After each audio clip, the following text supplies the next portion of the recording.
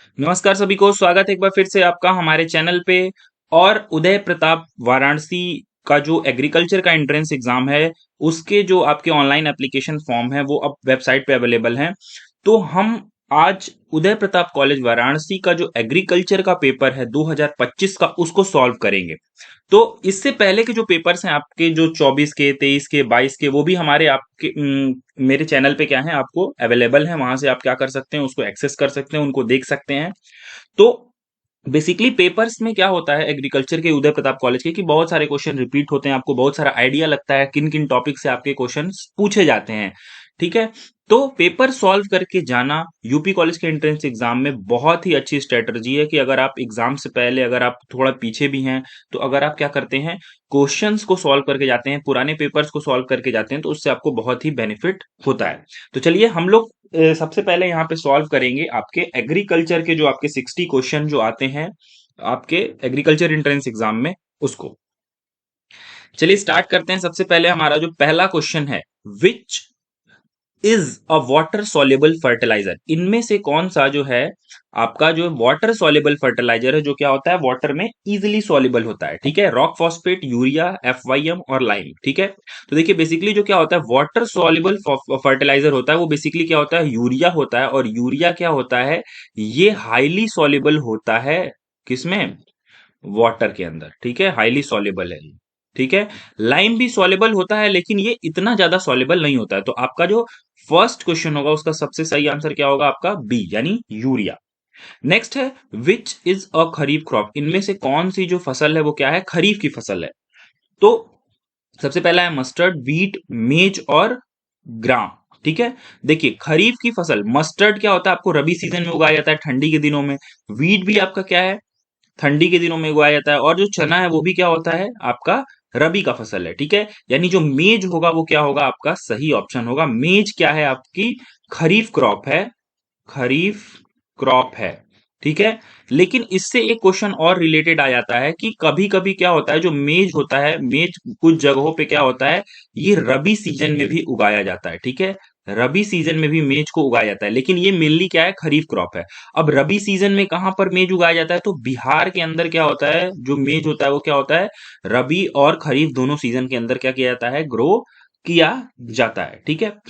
तो आपका दूसरे का क्या हो जाएगा, सबसे सही ऑप्शन क्या हो जाएगा, सी हो जाएगा।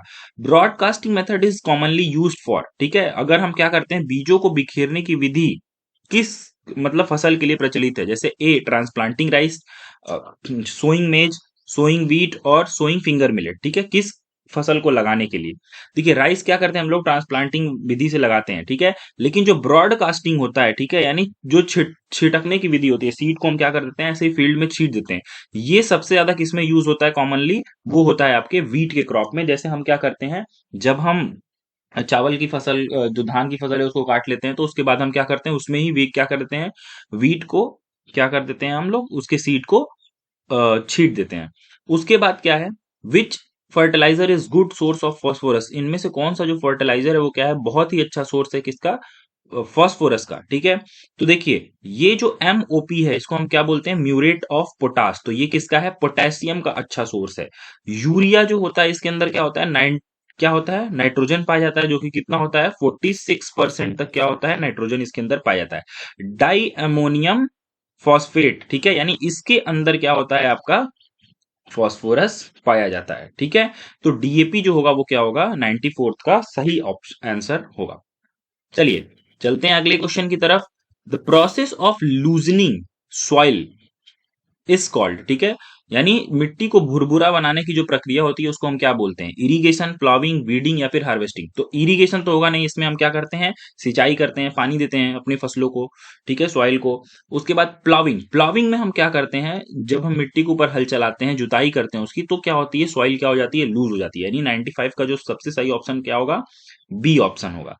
विच soil type is richest in organic matter. ठीक है, इसमें कौन सा जो सॉइल का टाइप है वो क्या होता है, सबसे अच्छा, सबसे ज्यादा उसके अंदर क्या होता है, ऑर्गेनिक मैटर होता है। ठीक है। तो सैंडी सॉइल, और सैंडी सॉइल इसके अंदर क्या होता है, उतना ज्यादा ऑर्गेनिक मैटर नहीं होता है। बेसिकली क्या होता है, आपका जो पीटी सॉइल, पीटी होता है, उसके अंदर क्या होता है, जो आपका ऑर्गेनिक मैटर कंटेंट होता है वो क्या होता है, बहुत ही ज्यादा होता है। ठीक है।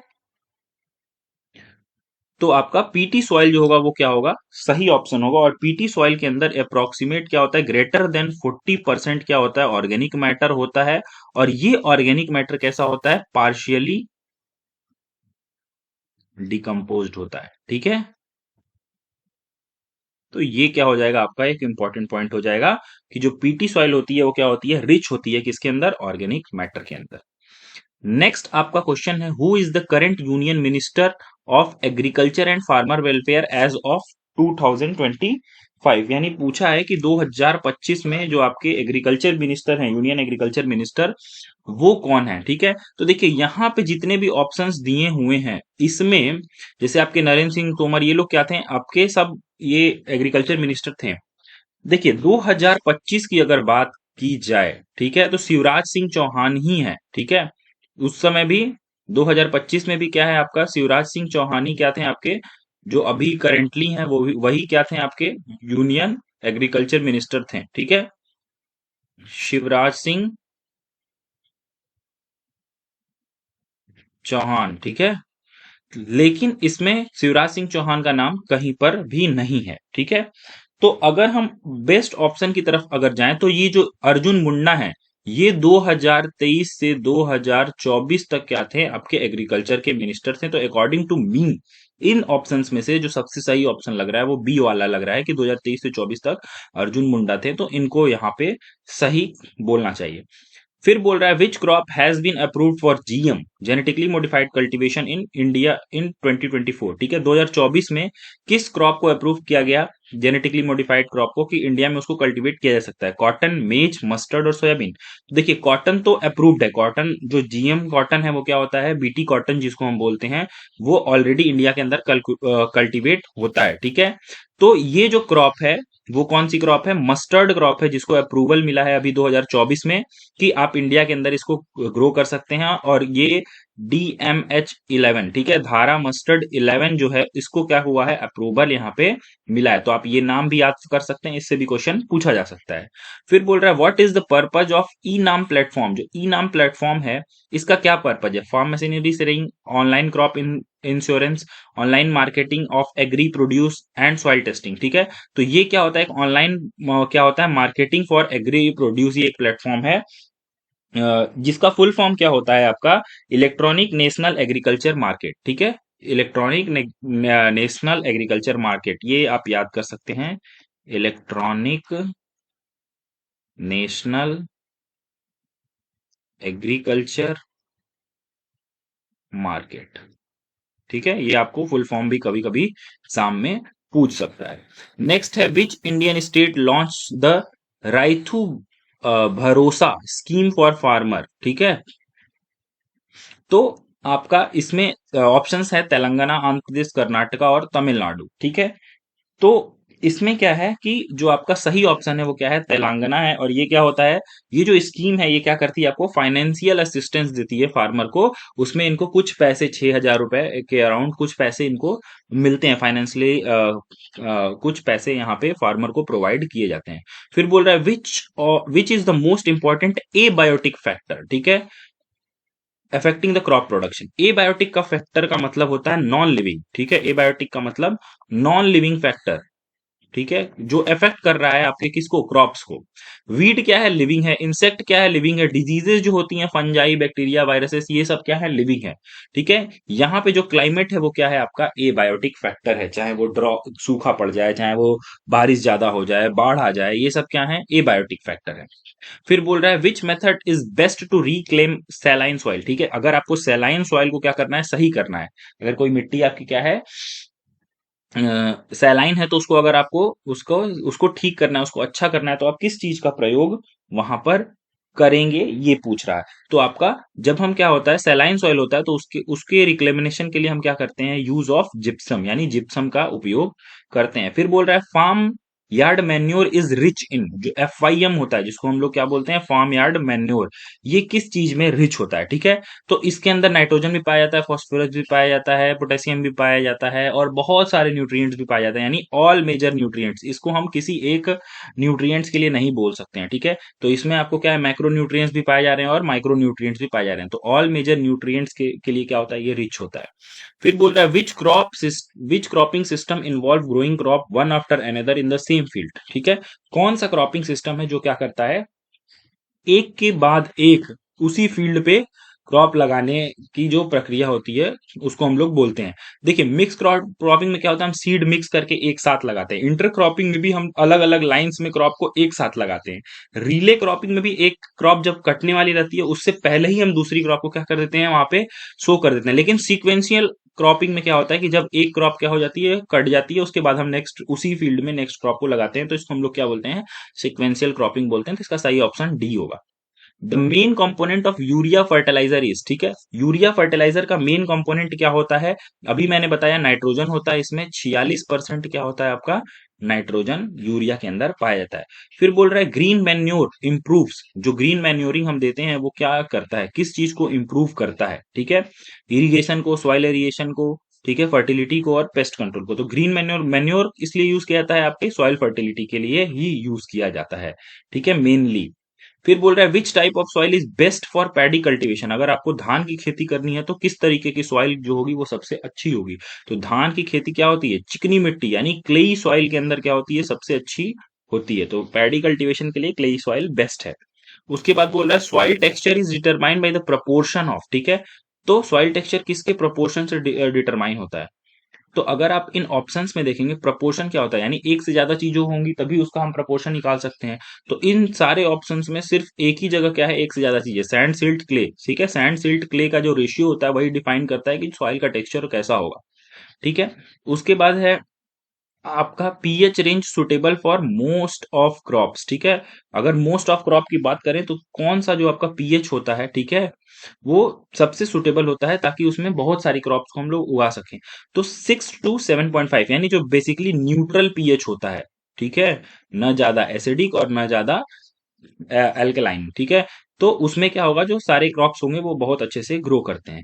Black soil are ideal for growing, ठीक है, जो ब्लैक सॉइल होता है वो किस क्रॉप को ग्रो करने के लिए सबसे अच्छा होता है।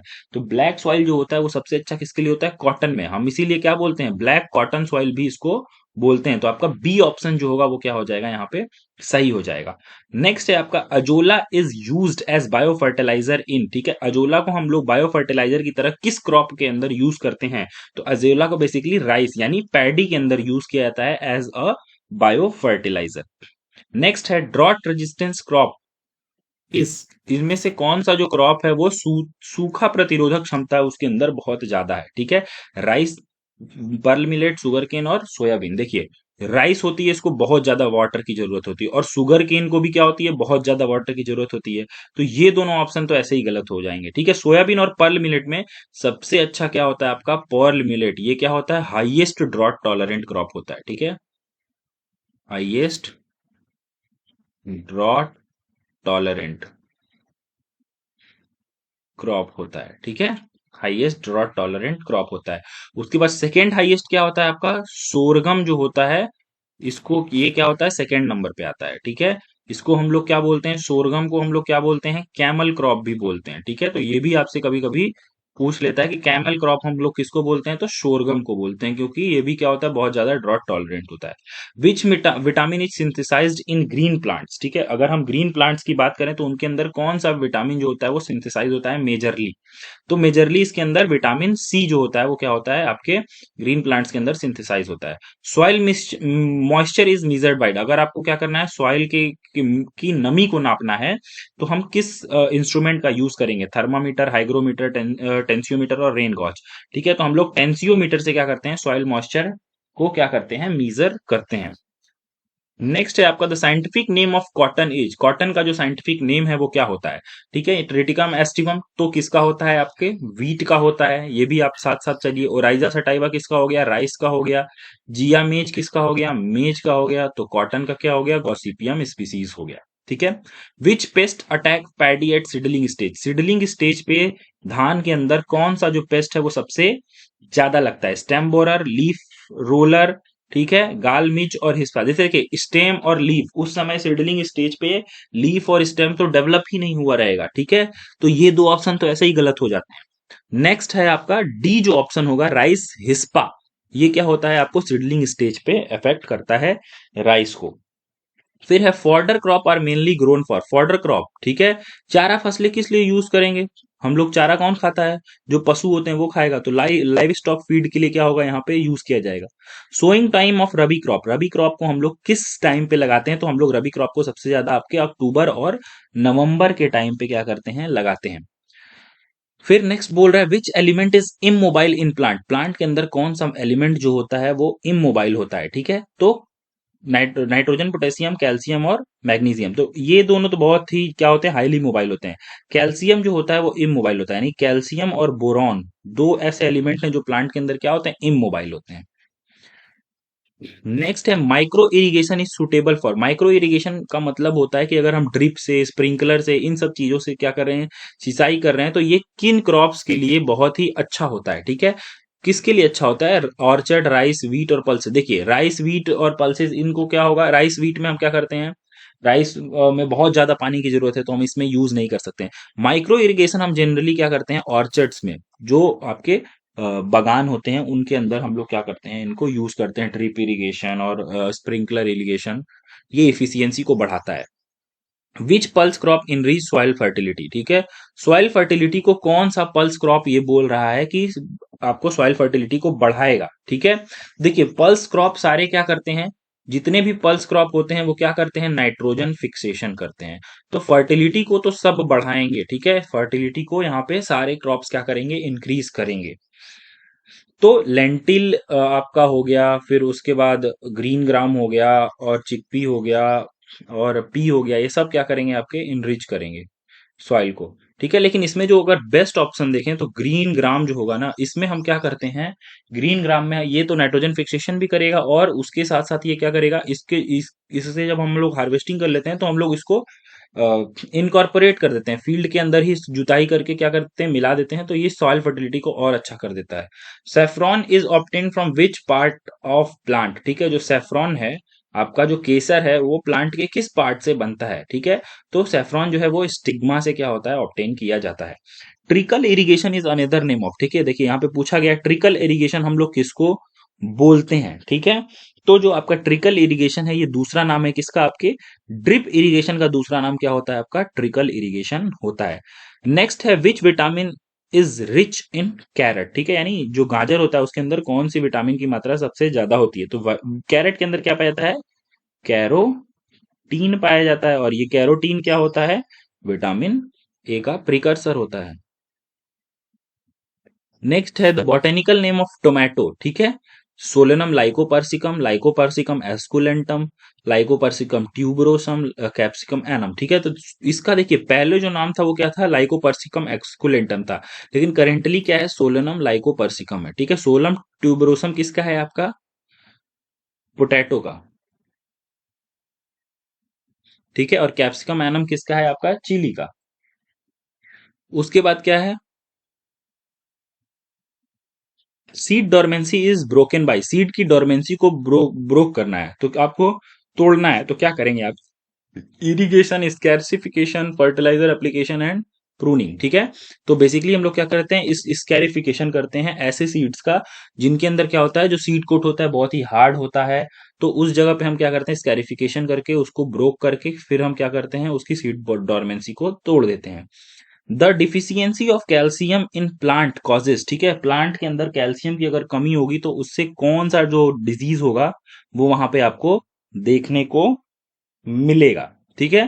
तो कैल्शियम की अगर डिफिशियंसी होती है तो क्या होता है? डेथ ऑफ ग्रोइंग टिप्स आपको वहां पे देखने को मिलता है। आईपीएम इज इंटीग्रेटेड अप्रोच, ठीक है। जो आईपीएम है, इंटीग्रेटेड अप्रोच है, ये किस लिए है? ठीक है, तो इसके लिए सबसे पहले हम लोग क्या करेंगे? इसका फुल फॉर्म जानेंगे। क्या है? Integrated grated pest management, pest management, ठीक है। तो इस यहीं से पता चल गया कि ये किसका है, पेस्ट मैनेजमेंट का अप्रोच है। Ratoon crop is related to, ratoon crop हम किस रैटून जो होता है वो हम लोग किस क्रॉप के अंदर लेते हैं जनरली, ठीक है। तो रैटून रैटून क्रॉप में क्या होता है कि जैसे आप क्रॉप लगी हुई है उसको कट कर दिए और फिर क्या कर दिए, छोड़ दिए, जो नीचे वाला पार्ट है उसको छोड़ दिए, उसमें से एक बार और क्या हो जाता है, नया जो क्रॉप्स होते हैं वो निकल जाते हैं। तो रैटून क्रॉप हम किस में लेते हैं, आपके शुगर केन के अंदर हम लोग रैटून क्रॉप लेते हैं। चलिए नेक्स्ट है, विच फ्रूट इज क्लाइमेट्रिक, हाँ कौन सा इसमें से फ्रूट जो है वो क्लाइमेट्रिक है। तो फ्रूट जो होते हैं वो दो तरीके के होते हैं, क्लाइमेट्रिक और नॉन क्लाइमेट्रिक। क्लाइमेट्रिक फ्रूट जो होते हैं उनके अंदर रेस्पिरेशन ज्यादा होता है, अगर हम उनको तोड़ के रख देंगे तब भी वो पक जाएंगे। तो बनाना क्या है आपका यहाँ पे क्लाइमेट्रिक फ्रूट है, बाकी सारे क्या है क्लाइमेट्रिक फ्रूट नहीं है, ठीक है। तो बनाना क्या होता है, अगर हम थोड़ा कच्चा भी है तो उसको ले आएंगे रखेंगे तो वो क्या हो जाता है, पक जाता है। Average productivity of rice in India, rice के चावल की जो औसत उत्पादकता है वो कितनी है, ठीक है। तो यहाँ पे क्या है आपकी राइस की प्रोडक्टिविटी 2.5 से 3 टन एवरेज जो प्रोडक्टिविटी है वो यहाँ पे आपको देखने को मिलती है। Which plant hormone is responsible for cell division, cell division के लिए कौन सा जो आपका प्लांट हार्मोन है वो रिस्पॉन्सिबल है, तो आपका साइटोकाइनिन क्या होता है, आपके रिस्पॉन्सिबल होता है किसके लिए, सेल डिवीजन के लिए। Fruit drop in citrus can be control by, अगर आपको फ्रूट ड्रॉप को कंट्रोल करना है किसके अंदर, सिट्रस के अंदर, तो आप किस हार्मोन का क्या करेंगे, प्रयोग करेंगे, जिबरलिक एसिड 2,4-D और साइटोकाइनिन और एनएए, ठीक है। तो यहाँ पे हम लोग क्या करेंगे, एनएए का क्या करते हैं, यूज करते हैं, अगर आपको क्या करना है, फ्रूट ड्रॉप को कंट्रोल करना है। नेक्स्ट है आपका highest oil content is found in, ठीक है, यानी सबसे ज्यादा ऑयल कंटेंट आपको यहाँ पे किसमें देखने को मिलता है। तो सिसमम जो होता है इसके अंदर ग्रेटर देन 40% क्या होता है, ऑयल होता है, सबसे ज्यादा इसी के अंदर क्या होता है, बाकी सब में 18% 20% ऑयल होगा, लेकिन इसके अंदर क्या होता है 40% ऑयल को देखने को मिलता है। अब ऐसे ही आपसे पूछ सकता है कि प्रोटीन किस में सबसे ज्यादा होता है, तो प्रोटीन किस में होता है, सोयाबीन में सबसे ज्यादा होता है, उसमें भी अप्रॉक्स ग्रेटर देन 40% क्या होता है, प्रोटीन होता है, ठीक है। तो हाई यहाँ ऑयल का पूछा है, हो सकता है नेक्स्ट ईयर आपसे सोया ये प्रोटीन का पूछ ले। नेक्स्ट है average gestation period of cow, cow का जो एवरेज गेस्टेशन पीरियड होता है वो कितना होता है, तो ये जो काउ का होता है वो होता है 280 डेज के अराउंड, यानी 9 महीने 10 दिन, ठीक है। ये क्या होता है, काउ का गेस्टेशन पीरियड वहां पे होता है। Which which is photo insensitive crop, ठीक है, इसमें से कौन सा जो क्रॉप है वो फोटो इनसेंसिटिव क्रॉप है, ठीक है। फोटो इनसेंसिटिव क्रॉप का मतलब होता है उसको लॉन्ग और शॉर्ट डे से कोई मतलब नहीं है, ठीक है, वो क्या हो जाएगा, ग्रो करेगा। तो वीट क्या होता है, जनरली ठंडी के दिनों में उगाया जाता है, ठीक है। तो व्हीट नहीं होगा, राइस नहीं होगा, ग्राउंडनट नहीं होगा। मेज जो होता है ये क्या होता है, रबी और खरीफ दोनों में ग्रो किया जाता है, ठीक है। और मेज जो होता है ये फोटो इनसेंसिटिव क्रॉप होता है। Bio fertiliser are used to, ठीक है, बायो फर्टिलाइजर को हम लोग किस लिए यूज करते हैं, इंसेक्ट को मारने के लिए नहीं, इंसेक्ट को मारने के लिए पेस्टिसाइड यूज करते हैं। इंक्रीज सेल्फ लाइफ नहीं, enhance soil fertility, soil fertility को ये बढ़ाते हैं क्योंकि ये नाइट्रोजन फिक्सेशन करते हैं, फॉस्फोरस को सॉल्युबलाइज करते हैं, ठीक है, बहुत सारी न्यूट्रिएंट की अवेलेबिलिटी को बढ़ाते हैं। Khaira disease is cause due to deficiency of, जो खैरा रोग है, ठीक है, ये किसकी कमी से होता है, तो खैरा डिजीज जो है वो किसकी कमी से होता है, आपके जिंक की कमी से होता है, और किस क्रॉप के अंदर होता है, राइस में होता है, ठीक है। तो यहां से एक और इंपॉर्टेंट क्वेश्चन बन सकता है कि खैरा डिजीज किस क्रॉप में होता है। फिर बोल रहा है which state rank first in sugarcane production, ठीक है। तो आप यहाँ से प्रोडक्शन भी अलग अलग स्टेट्स का याद कर सकते हैं कि किन किन क्रॉप में कौन कौन से स्टेट फर्स्ट है, और बेसिकली यूपी किस किस चीज में फर्स्ट है ये भी आपको याद रखना है, क्योंकि ये कॉलेज क्या है, उत्तर प्रदेश का कॉलेज है, तो यहाँ से पूछेगा। तो शुगर केन प्रोडक्शन में टॉप पे कौन है, आपका उत्तर प्रदेश है, ठीक है। पहले क्या था, महाराष्ट्र भी और उत्तर प्रदेश क्या रहते थे, कभी 1 कभी 2 चलते थे, लेकिन अभी महाराष्ट्र क्या हो गया, शुगर केन प्रोडक्शन में यूपी से बहुत पीछे चला गया है, ठीक है। क्योंकि देखिए बेसिकली इसका रीजन ये है ना कि शुगर केन में बहुत ज्यादा वाटर चाहिए होता है, और महाराष्ट्र जो स्टेट्स हैं यहाँ पे क्या हो रहा है, बहुत जैसे लाथूर वगैरह है वहां पे बहुत ज्यादा सूखा पड़ने लगा, तो अब धीरे धीरे शुगर केन का प्रोडक्शन वहां पे कम हो गया और यहाँ पे बढ़ गया। Plant absorb most of the water through, plant जो मोस्ट ऑफ द वाटर है अपना किससे एब्जॉर्ब करते हैं, आपके रूट हेयर से एब्जॉर्ब करते हैं।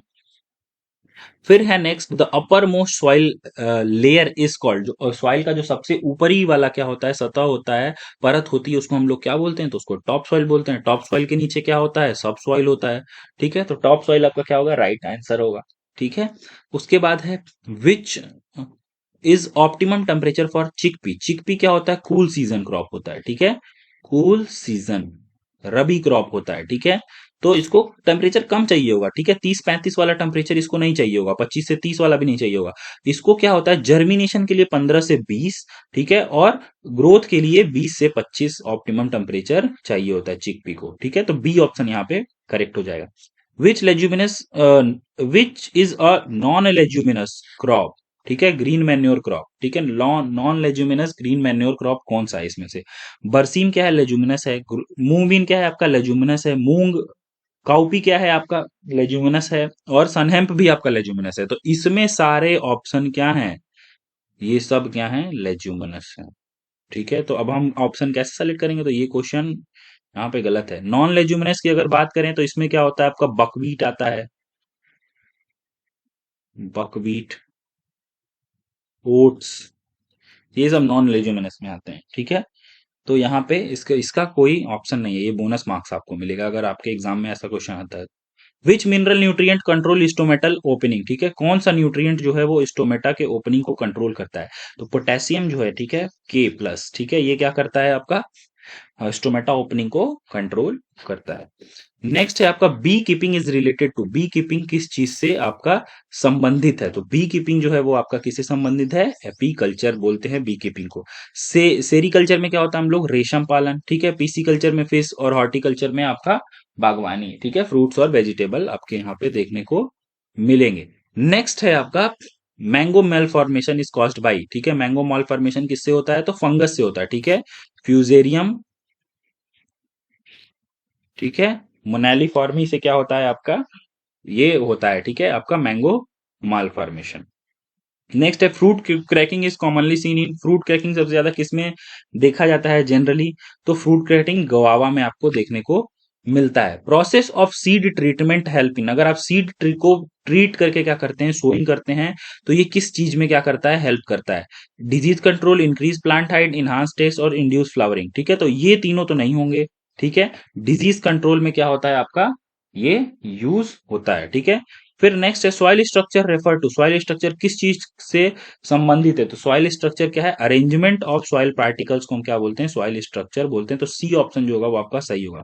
Contour ploughing is beneficial for, contour ploughing जो होता है वो किस चीज में क्या होता है, लाभकारी होता है? तो कंटूर जो प्लाविंग होता है वो आपका किस चीज में लाभकारी होता है, आपका प्रिवेंटिंग सॉइल इरोजन। तो इसमें हम क्या करते हैं, जैसे पहाड़ी इलाके जो होते हैं वहां पे हम क्या करते हैं, इस तरीके से आपने देखा होगा कि ये सीढ़ी टाइप स्ट्रक्चर बनाते हैं, कंटूर्स बनाते हैं, और उस पे हम क्या करते हैं, यहाँ पे अपने क्रॉप्स को ग्रो करते हैं। तो ये सॉइल इरोजन को, ठीक है, बचाने में क्या करता है, हेल्प करता है। ये थे क्या आपके पूरे 60 क्वेश्चन जो आपके 2025 के यूपी कॉलेज के एंट्रेंस एग्जाम में पूछे गए थे, और ये था उनका पूरा क्या complete detail explanation and solution, ठीक है। तो ऐसे ही और भी बहुत सारे पेपर्स, बहुत सारे वीडियो, आप यूपी कॉलेज से रिलेटेड, एग्जाम से रिलेटेड बहुत सारे लेक्चर्स के लिए हमारे चैनल पे बने रहिए, सब्सक्राइब करिए हमारे चैनल, और उसके साथ साथ प्लेलिस्ट में जाकर के आप बहुत सारे वीडियोस को एक्सेस करिए, उनको पूरा देखिए, अच्छे से नोट्स बनाइए और प्रिपेयर करिए। All the best for exam. मिलते हैं फिर से एक नए वीडियो में, नेक्स्ट वीडियो में, जिसमें हम कुछ और क्वेश्चंस को क्या करेंगे, सॉल्व करेंगे। धन्यवाद।